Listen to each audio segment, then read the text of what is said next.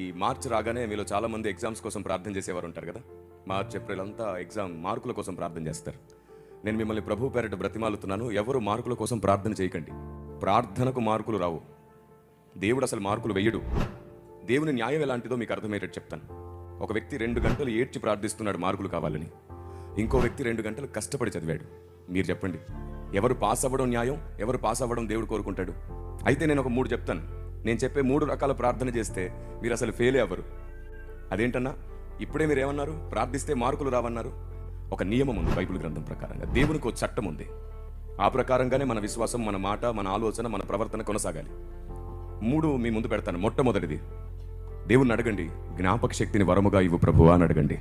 తప్పక ఇచ్చేస్తాడు ఆయన. రెండవది, ఎగ్జామ్స్ టైంలో ఆరోగ్యాన్ని ఇవ్వండి ప్రభువా, ధైర్యాన్ని ఇవ్వండి ప్రభువా అని అడగండి, ఇచ్చేస్తాడు.